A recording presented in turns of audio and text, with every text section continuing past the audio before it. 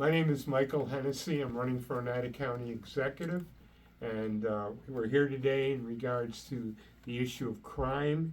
Crime is a battle that we have to fight in Oneida County. We have to do it in the streets of Oneida County, and we have to get judicial changes for the state of New York to make and ensure that when people go into jail, they stay there.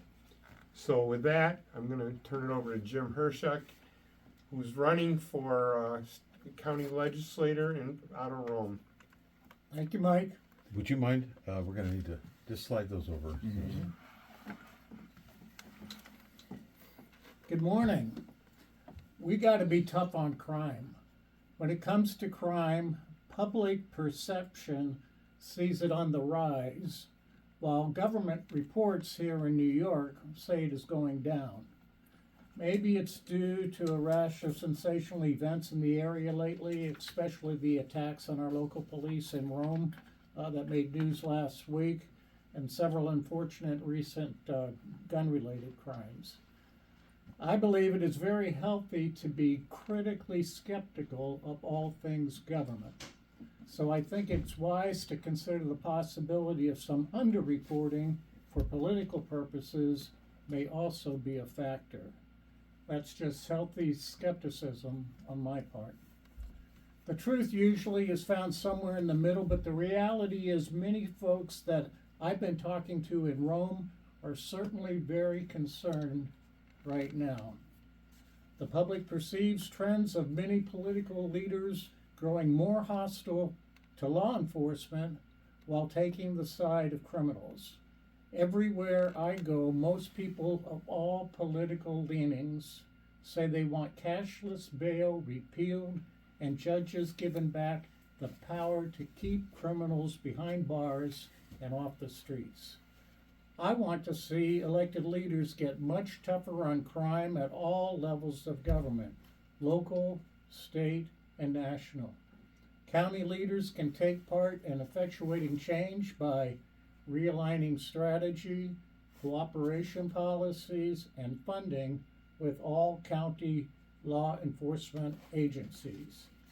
Being strong voices demanding state and federal elected leaders give us back the laws and funding to keep bad guys locked up and fully backing all those who've sworn to protect and serve our communities.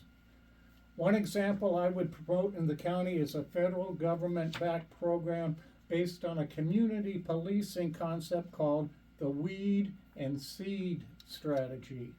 It sounds like a marijuana initiative, but it's not. It's a program that came up in the 1990s when it had a different meaning seeding means bringing prevention, intervention, treatment, and neighborhood revitalization to the areas, and the weeding is taking the troublemakers out of the communities and putting them in jail and keeping them there as long as possible. The program started in the 1990s. Utica tried it for a while, in 2008 under Rob Palmieri when he was the codes officer there, but it ended abruptly when he was fired from that position around 15 years ago. Today, the program is still in existence, but its funding has been cut back at the federal level, and that's where we need to encourage all our congressmen, senators, and in the presidential election year, that we need to have a priority on getting tough on crime. We got to be tough on crime. It's fought here in our local communities, but strong leaders and full support are critical at every single level of government. And I'll turn this over now to Jim Zecca. Hang on one second, Jim. Yep. Name, spelling, and town you're running for. Jim Herchek. I need to get this on camera real quick. Sorry. Jim Herchek, Herchek, running for County Legislator, District 12, which is about half a room. All right. Thank you so much. Where's yours? Is that yours? Where's the other hand? I had it under the table. Oh, Yeah, I that's got all it. right. Okay. All right, hang on 1 second. Sure.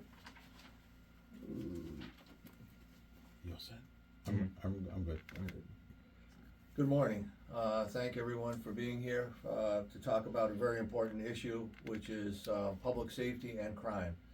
And personally, my personal experience as a former councilman in a hard-hit district in West Utica for 3 terms and a councilman at large, and the chairman of the Public Safety Committee while I was with the city of Utica serving as a councilman.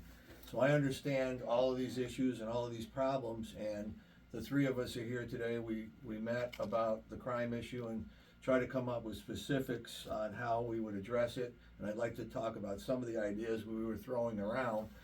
But the Weed and Seed program is one that's near and dear to my heart. When I was involved with the neighborhood block associations, we were directly involved with the Weed and Seed program. And back then, the mayor of Utica, as Jimmy had said earlier, was the Weed and Seed coordinator, Rob Palmieri, and he was abruptly fired at one point, which I was totally against. I really believed that we needed that Weed and Seed program, and unfortunately it pretty much ended at that point and never came back. And I've been advocating for the Weed and Seed program for a number of years. Talked to the Home Ownership Center folks. There's new leadership there as well, but we really got to bring it back, and it brings into the whole program the neighborhoods and the neighborhood people. And it's important that we get the neighborhood folks involved in solving the crimes in our community. They need to cooperate with the police, and if you notice, there was a recent shooting and murder in my district, on the far end of my district in Cornhill. Utica police arrest Boyce Avenue shooting suspect, which, by the way, I stopped there this morning to walk around the neighborhood again and look around, but unfortunately the person that was shot was killed and murdered. Not a lot of information. You guys have been reporting on it. Not a lot of information is being given to the police. They're asking for the Major Crimes Unit is asking people to call in and submit tips, 100% anonymous, and also which has been a very good program, the Mohawk Valley Crime Stoppers have their number listed.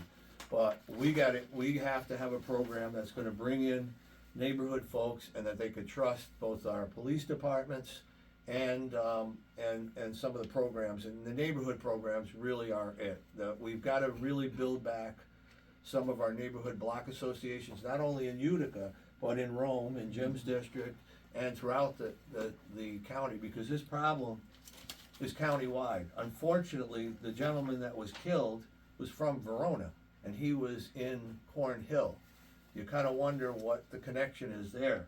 But we've got a drug problem, a serious drug problem throughout the whole county. So this has to be a joint effort by all the departments, the city of Utica, the city of Rome, which are working together somewhat. But the Weed and Seed program really brought that together. And we were making headway in West Utica when I was councilman with this program. And then it abruptly ended. But the Weed and Seed program, I'm just going to go over the 3 major objectives of the program, was to develop a comprehensive multi-agency, which is an important thing, strategy to control and prevent violent crime, drug trafficking, and drug-related crime in target neighborhoods. 2, to coordinate and integrate existing and new initiatives to concentrate resources and maximize their impact on reducing and preventing violent crime, drug trafficking, and gang activity. When one of the programs that I was directly involved with, along with, at that time, Councilman Becerra, was the Armadillo program, where we had the armored vehicle that was had cameras on it, and it's still in existence today. We were hoping to get a second one, but Mayor Palmieri actually got rid of that second unit, unfortunately. We had it donated, but it didn't happen. The city of Rome adopted the program. They called it something a little different. They called it the Viper. And they have, I believe, 2 units in Rome now. So that's a good thing. That came out of the Weed and Seed program, the Home Ownership Center, and volunteers. We got people to volunteers, not just government. We had people volunteering to donate services. We had, I think it was MVCC that actually did some welding on the equipment before it was put out in the field. So those are the type of things. And then number three, mobilizing community residents in the target areas. These are the target hotspot areas to assist law enforcement on identifying and removing violent offenders and drug traffickers from the community, and to assist other human service agencies in identifying and responding to service needs of the target area. So that's what Weed and Seed was all about. We've got to get it back. The last time they had posted something in the U.S. Department of Justice, there were about 150 communities across the country doing it at this last time, but that's just not enough. We really got to expand this program and bring it back. And if we have to do it, we'll do it. This team will do it. Specifically, one program that has proven to be very successful and was questioned by many in the past. In fact, a previous council candidate, John Moranti, back in 2019, I worked together with him to propose the program and helped him with the press conference, which you guys covered. And his proposal was to work with folks in the hard-hit districts and offer, through grant funding, this Ring camera system, and help them with funding, because most of these hard-hit districts, I hate to say, are low to moderate income folks that really can't afford to have this system and then have the internet along with it. So if we could work on getting some grant funding, the more of these cameras in the neighborhoods that we have, I think it's going to help tremendously. Now, at that time, the Utica Police Department didn't adopt the program, but funny thing is, a year later, in 2020, they did adopt the program, and they are tied into the program right now. In 2018, 40 departments partnered with the Ring company, which is now owned by Amazon. It's Amazon owned. And 2018, 40 departments all across the country. It jumped in 2019 to 400, and then in 2020 to 2,014 agencies around the country had signed up. I don't have the up-to-date information, but I'm sure it's even jumped even further than that. So we'd like to see the county and all of the agencies working together to have these. It's been proven to solve crime issues. It keeps an eye on the neighborhood. If people know that these cameras are there on private properties, and the information can get out to the police departments, and they may not be doing the crimes that they're doing in the neighborhoods, especially the drug activity. The Armadillo is a portable unit that moves around, like we talked about earlier, and that has been proven to shut down criminal activity and drug activity in the neighborhoods when those units are there. But we need more of those units, and I know we can get donations again to get that done. But getting back to the Ring camera, this article was written in 2021 after Utica signed on with the Ring program. Ring camera captures dramatic incident in Utica following shots fired. It is incredible how useful video doorbells and home security systems have become law enforcement. And this is just one of the many examples. And if you talk to the Utica Police Department, they'll tell you between the Armadillo cameras and the Ring cameras, they've solved some crimes, and it's given them information that they really need. Mm-hmm. And it's all voluntary. The people that are involved in this, I have it on my home, and when there's an incident in a certain circumference, I could set my camera to say I'd like to know what's going on in the entire city of Utica. If there's an incident of break-ins in somebody in Cornhill or South or West Utica, I'll get an alert on my cell phone from the system. They won't tell me specific address, which is a good thing. You know, you don't want somebody to be targeted. It gives you a certain area or a certain neighborhood where that action is happening. So then I make personal calls. If I know people are living in that neighborhood, I personally make calls to those folks and say, listen, you got something going on in your neighborhood. Somebody's breaking into houses. Just make sure you're aware of it. So this system works, and that's why it jumped from 2018 to 40 departments to well over 2,000 in 2020. So those are the type of specific things, you know, we're looking at, and we're all working as a team to address the crime and drug problem in not only the city of Utica, my district, but Rome and the rest of the county. With that, I'll turn it back over to Thank you, Jim. Mr. Hennessy. One of the things that's very obvious to me, and that is crime has gone way up in Oneida County. All one has to do is look at the back page of the Rome Sentinel, which covers 90% of the police department's reporting on their actions that day. Crime is a full page, as I said, and it's obvious to me a lot of it's drug related. And the first thing Hennessy administration will do is put a public safety commissioner out of the county executive's office. We need a leader that's going to be able to get as much possible grant money to pay for these programs, some of which is already paid for in the budgets of the cities and of the county.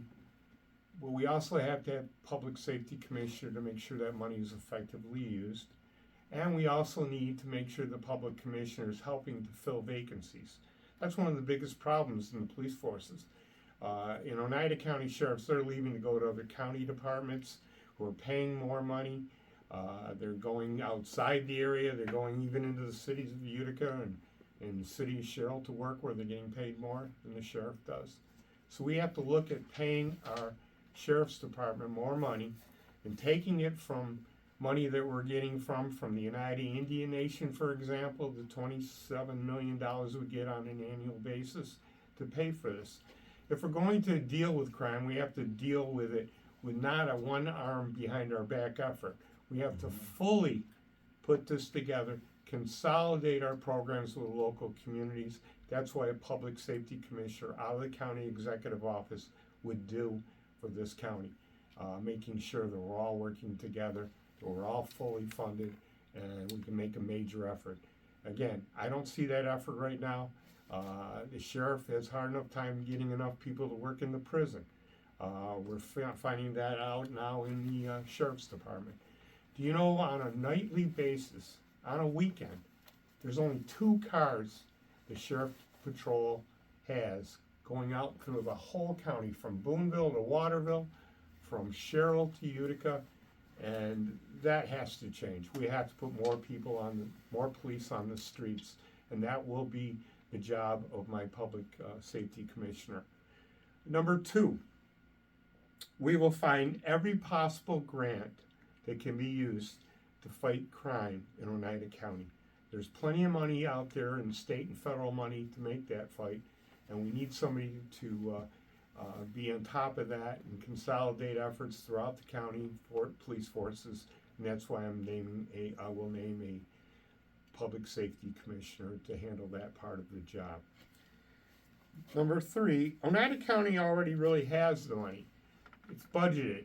It's just with vacancies not being at a record high, we're not filling these vacancies, and we're shortfall in the prison and in the streets of Oneida County.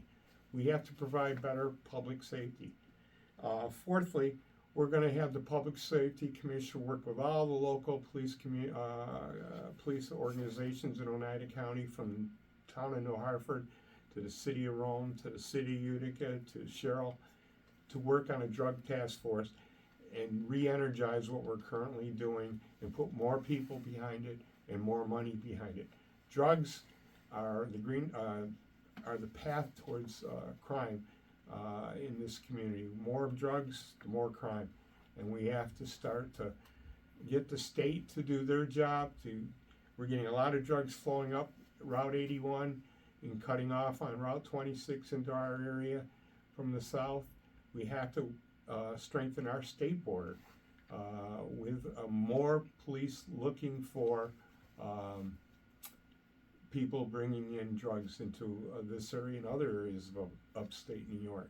So that's my goal, is to work with the state, the county, police department, the local police departments to make a consolidated effort to lower the amount of drugs coming into this area. Our children's safety is at stake, and it's important we do that for our families. So those are the things that I'd like to see done on the county level and play a better role or a stronger role in the efforts to reduce crime here in Oneida County. Any questions?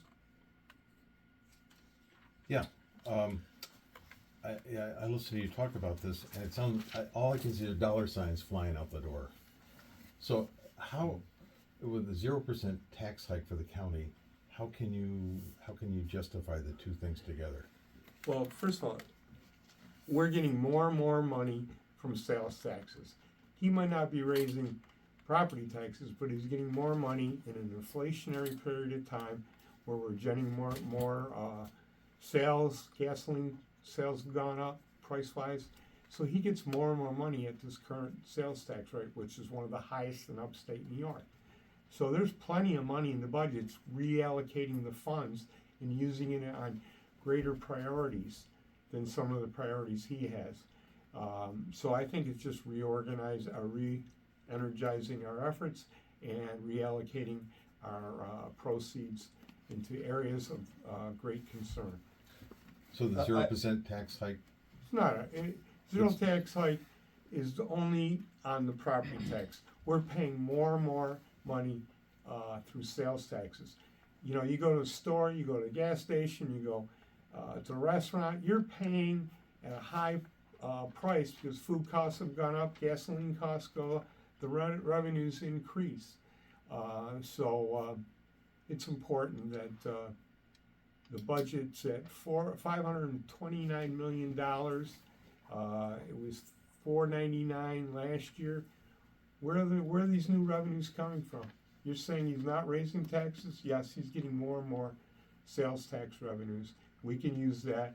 We can reallocate some of where he spends his money on the Indians' revenues and put it towards fighting crime. A higher priority in many things that he spends his money on. Quite honestly, I'd like to add to that. We can't afford not to fight crime in not only Utica and Rome, but the rest of the county. We're expecting people, companies, to look at us as differently than everyone else around the state, because we keep hearing the excuse, well, it's all over the state, it's all over the country. We don't care. It's in our county, and we want to address it, and we're trying to be leaders and say it's time that we address this problem. We are not going to get economic development without controlling the neighborhoods and the people that are going to live here. If we're asking people to invest in our community and then have people, professionals, want to buy homes and live in the neighborhoods, we got to have control of the crime situation, or it's not going to happen. So it's an economic development issue as well. It's tied all together. And if we don't address it, it's going to get worse, and people will look other places to go or out of state. And that's not what we want. An example of that is Wolfspeed. Originally talked about maybe 800 to 1,000 jobs coming here. We got about 250 of those jobs. 800 jobs was just announced in early this summer that are not coming here, but going to North Carolina. Those 800 jobs are working with the Utica operation. It would have made a lot of sense to bring them here. Now, did they come here and realize the issues that they're facing now that they've been living in this area? I can't speak for sure on that, but it is important to get a handle on crime, make our living standards the best we possibly can to provide an emphasis towards bringing new jobs to this area. I've got some off-topic questions, if that's all right. I guess, yeah. Great. Yeah. So we were wondering, in regard to the St. E's conference last week. Yes. Basically, what was, if any, information that you were privy to that led you to make the insinuation that there would be immigrants moving into St. E's when, according to everybody that Eyewitness News has spoken to, there was never at all even the beginnings of a plan to move immigrants in there? Jim, did you wanna start with the? Sure. Well, everyone says that there is no plan to house illegal immigrants, but then you ask them for the plan, and they have no plan. You know, they say that they're still working on it. I brought that up specifically because I've fought illegal immigration before I moved up here down south in Georgia, and this was 20 years ago. And when the tide starts coming your way, the illegal immigrant tide plus the billions of dollars of money that flows from the federal government, the state government, and it flows to government agencies, and it flows to what they call non-GOs, non-government agencies, and those are the nonprofits that transport illegal immigrants, that house illegal immigrants, lawyers that advise illegal immigrants. It's a huge industry, and what we have right in Utica and also possibly at St. Luke's, well, we're going to have these vacant buildings, and these buildings have bedrooms, they have bathrooms, they have cafeterias, they have parking spaces, they have easy access to road networks. It's, if anybody's who has an official position on it knows anything, they're not talking about it now, but we just know, and it's what I call just an intelligent skepticism, you know, that says these are facilities, they're ready to go, but the numbers of people, when they start flowing in, they're going to need large quantities of space, and you know, you can't have a tent city up here in the wintertime, you know, and you've got plenty of buildings with all the necessary ingredients to move people in right away. So we just have to say, you know, no, and let the people know, to tell all the elected officials that might be concerned with this that they don't want it. And when I go door to door in Rome, nobody wants it. You know, they would rather that, you know, the illegal immigrants don't even come to the county, but you know, we don't have a lot to say in that. But unless we stand up and through our elected officials and say no and actually mean it. It's easy to post a proclamation, but I'm waiting to see somebody enforce the proclamations that have been put into place. So would it be fair to say that the assertions that were made at that press conference are in fact suspicions? Intelligence suspicions, yes. Okay, just based on what, we're curious. Well, I'd like to also add Yeah, that of course. my opponent, Tim Julian, was on the Talk of the Town radio show a month ago, speaking of the same issue, and he stood in front of the same place where we were at, where we had the press conference, stating that he was concerned that there was going to be illegals possibly coming into the facility. And he spoke that he didn't want that to see that to happen, but we hadn't heard anything more. We decided to take some action on it, and we're seeing this happen all over New York State now. Sullivan County Community College, north of New York City, was given millions of dollars to take in illegal immigrants. Buffalo, SUNY Buffalo, had all sorts of problems on campus. They had to remove the illegal immigrants. So it's happening all around us. And those facilities do not have a vacancy plan at this point. We haven't heard anything. I've talked to the neighborhood block association folks that have a direct contact and agreement actually with the hospital for the surrounding community, and they have not gotten any satisfaction to date. And I will be talking to them again, and you'll be hearing more about that, because that is in my district. That is my district. So there's been a lot of speculation, a lot of talk, but the only thing we haven't gotten is we haven't gotten an answer from MVHS, other than criticizing us for bringing it up, But why don't they just say, no, we are not going to have immigrants coming into, illegal immigrants into our facilities?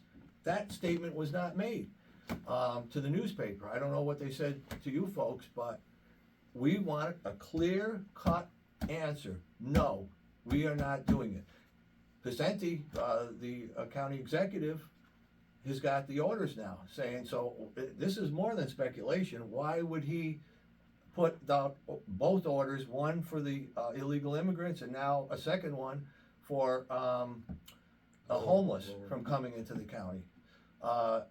That's got to tell you something right there. For him passing those two or putting that together himself, there's a concern. There is definitely a concern. I have a little bit of a problem with, and I talked to Mike about this, the fact that he said he would, he wants to control or ban homeless folks from coming here. Homeless category is totally different than the migrant situation. Homeless are legal American citizens, and what the one portion of that population that really get me charged up is the veterans. Is he going to ban homeless veterans, even if they are from New York City, from coming up here? Homeless veterans deserve, and Jim agreed with me on this as well. Jim is a veteran. That's not right, and he should have had an exemption for that. And I haven't heard anything. Maybe there is. I'm going to be honest. I haven't seen the document yet, but we're going to get a copy of that. But Jim, you want to? I don't even think it's constitutionally, if it gets challenged in a court, that Tony's newest proclaim of limiting people from coming to Oneida County is legal. Executive order, that's what it is. Yeah, an executive order, I would question if it's even constitutional in this country if it got to the Supreme Court. Secondly, coming from a military family, I didn't, wasn't in the military, but I have brothers and nephews, my father and his 3 brothers. These people have earned a special right in my heart that they be treated more than fairly. They've earned it. And to try to ban them from coming up here because they've had issues with their mental states and health reasons, and they've fallen into the lower incomes because of it, that's just ruthless. And King Tony doesn't have the right to be telling who can come to Oneida and who can't come to Oneida County. And if he puts that into some kind of law or whatever, That isn't his executive order. Executive He has control of who it'll comes in. end on the day I become county executive. That'll be the first thing I do as a county executive. That's unfair. Tony has been acting like this throughout the last 10 years of his administration. He has been become a one-man dictator, telling us we can't vote on the hospital that tripled the cost to the taxpayers of Oneida County. He said he had an agreement with the city of Utica on the parking garage. It was never put in writing. What kind of county executive thinks he can get away with that? And therefore, the rest of us are paying the whole shot. This is just one of numerous examples of Tony thinking he runs everything in Oneida County. And I've also called for any purchase or price on any construction that Oneida County is involved with that cost over $10 million will have to go to a referendum and be approved by Oneida County taxpayers. They have a big say in this, and I think it's time we listen to the taxpayers of Oneida County. We're going to cut taxes in Oneida County. I think it's easier now by looking at it, by just cutting property taxes over a 3 or 4 year period up to 20%. That'd be a $12 million cut of a $539 million budget that he just proposed today. That's almost a $50 million increase from last year. So we're going to get spending under control, and we're going to make this a more attractive community for our young people to want to come back and live here. We educate them, we pay for them to be educated, and they leave our area and take their talents with them. We need their talent. We need to provide quality jobs in this area, and we're going to do that. On your tax bill at the very top, it gives you a percentage that they're required by the state to collect. It's like 89% or something. I've what been are a your county thoughts on it? legislator for 6 years, a minority leader for 2 of them. It's highly exaggerated. What do you think it might be? I think it'd be down about 60 to 70%. So if you're leaving 30 to 40 percent of a let's use $500 million budget, there's room for $20 million that we can cut. $30 million we can cut. I think we can cut half of it. It's every $6 million we cut is a 10% property tax cut. Anybody that's been in private business knows that can be done. I will get it done, or I will not run for re-election in 4 years. And I can point out right here, the sales tax makes up 26%, almost 27% of total revenues. And just back when you were in the legislature, the real estate taxes and the sales taxes were pretty much equal. Right. And when people like Tony and his employees state on radio that, we haven't raised property taxes. They didn't have to. Sales tax raises automatically. Rate of inflation's been quite high the last 2 years, and that in itself increases. And those revenues aren't coming from people driving in here and enjoying the park here in Utica. It's coming from us. The great amount of money is coming from us. So that is a tax on the taxpayers of Oneida County. I want to cut the property tax first and foremost. I think that would be a great way to solidify our taxes and to bring new people into the area. You know, the government ranks bond ratings of the communities. I think our ratings would improve, and companies would recognize that and see that. We can't become a casino area known for our casinos, because that's a lot of minimum paying jobs that are not keeping our young people here. If you think turnover in Oneida County government's high, you take a look at the casino rate of turnover. So I wanted to begin to redo manufacturing in Oneida County. Good quality jobs.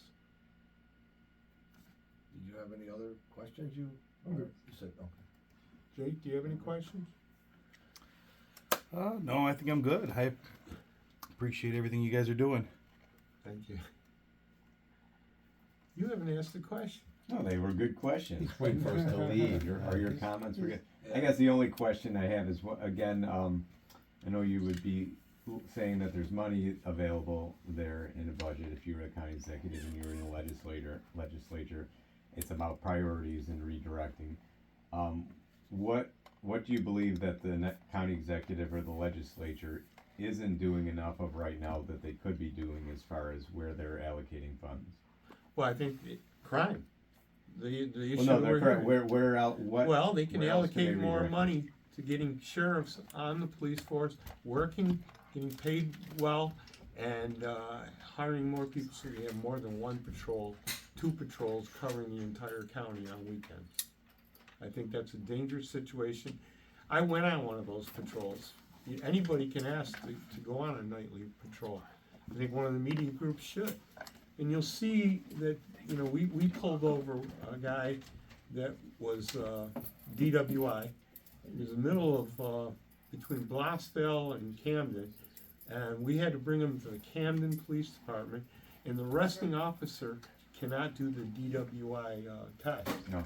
He has to come, so the guy was in Boonville, the other sheriff. He had to drive from Boonville over to the Camden substation. It took hours. We were off, the 2 police cars that were there were the only ones, and they were off patrol. They were not on the roads. And by the way, we have patrol is a great thing. Looking for speeding tickets is giving speeding tickets as part of their job. But we need more investigators. We've got to look for the severe crimes like drugs and do a better effort in that regard. And the public's safety commissioner will work for the county executive. It's not in Great idea, yeah. It's not in a confrontational mode with the sheriff. It's to enhance the efforts of all the community police forces. It's one guy trying to get grants. We have a sheriff now, he can't, we gotta get people in the prisons working. Look at the vacancies in this budget, in the blue section of the budget under the sheriff department. You would see vacancy after vacancy after vacancy. And that money's there. We're not raising new money, it's been That's a budgeted. little way to play with the budget. You play with the budget, every municipality tends to do that, but they do it quite often. And we, you know, as a former So they can county transfer to legislator, their I pet saw how projects they later. moved the money. They had to come to us every time they wanted $20,000 out of the some counties, sheriff's legal department. They needed 20,000 in sheriff's department, they just moved over, it was a vote on the floor. It was Rubber stamp, rubber stamp. 29 to nothing when I was a county legislator. Well, maybe Now it's even worse. 28, 20. All right, thank you for coming. I do get it. You could grab one of my short brochures there, that'll give you some other background information. Thank you very much.